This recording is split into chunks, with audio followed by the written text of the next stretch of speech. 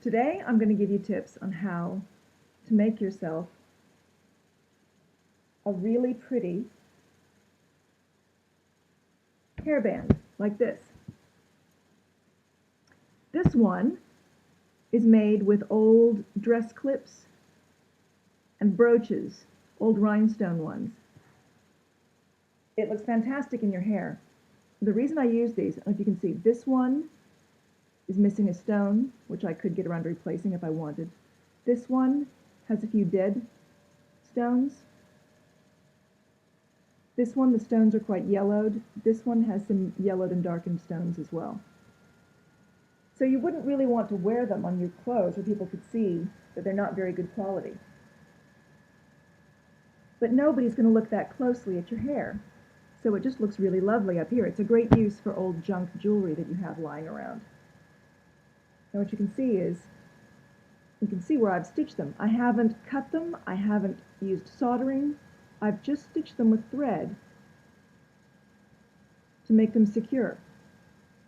So I'm going to show you how to do that, because you can use anything. If you had a big thick chain, you could stitch a big chain necklace on here. Just make sure it's not so heavy that it pulls the band off your head. You've got to make sure the band is secure enough and that the chain is not too heavy.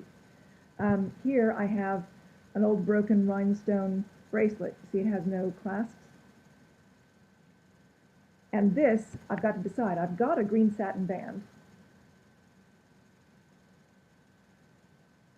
which I could put it on. I think it might look better on black, because that'll make the green stand out more.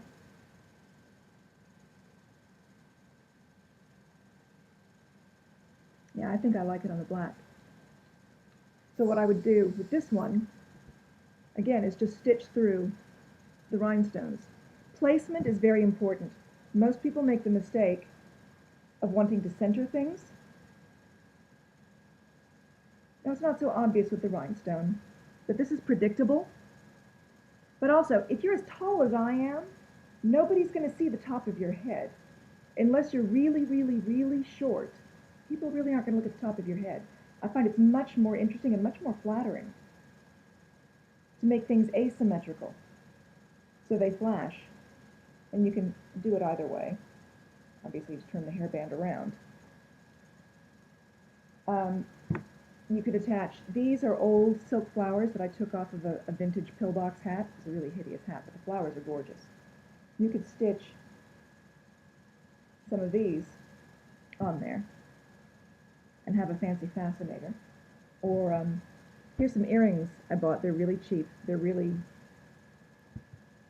hideous, frankly. But I could clip off the end, and I noticed that they bend around into a really cool shape, and I could actually stitch that onto the band. There are all sorts of things you can do. Here's a pair of earrings I got that are gorgeous, but they're huge and they're way too heavy to wear. So I'm going to try and stitch these onto a band for a friend. She's got really big hair. And I think these two stitched side by side are going to look amazing on her. What you have to do, though, because they're earrings, I have to get out my toolkit. You do have to change the earrings. If it's not a clip-on, if it's a clip-on earring, leave the clip. If they're pierced earrings, make sure you don't ever want to wear them as earrings again. These I will never. They're way too heavy. I don't know anybody that could wear these. Get my wire cutters. Just cut that off so it doesn't poke you in the head. So I'll be doing that. As you can see with these, so with clip earrings, this is a great use for your grandmother's old sparkly 1950s brooch and earring sets, because you can keep them complete. What a lot of jewelers are doing is welding them or cutting them apart, which means in another 50 years, there's not going to be very many complete, nice sets left. Nobody wears complete sets anymore, but please don't destroy them. Don't break them up, especially if they're signed, if they have a name on the back. What you can do is stitch them together onto a band like this, and then they're not damaged. You can wear them, you can appreciate them, but 50 years down the line, they're still complete, and you might have a valuable set on your hands that you've kept together, and you'll be very happy that you did that. Okay, here's a pair of clip earrings, so I can show you how you do those. I found these at an antique mall in the States. Little enamel with some jewels. And there's the clips on the back. So, I would take these and stitch them onto, if you're blonde, you might want this color. Oh, the hairbands. The hairbands you can buy at Claire's Accessories. If you're not near Claire's Accessories, you can go on eBay. Just look up satin hairband. You can buy them in Britain, they're about £1 each. In the States, less than $2 each. You can get, this is a thin one, this is a thicker one. You want to get one that's fabric covered so you have something to stitch to.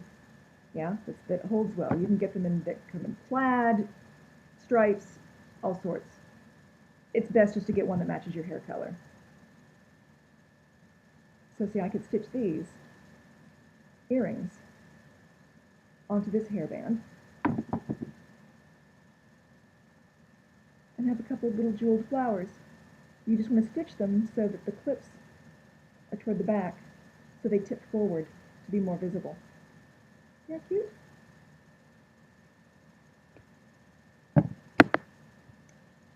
I could show you the stitching, but I think that's fairly self-explanatory.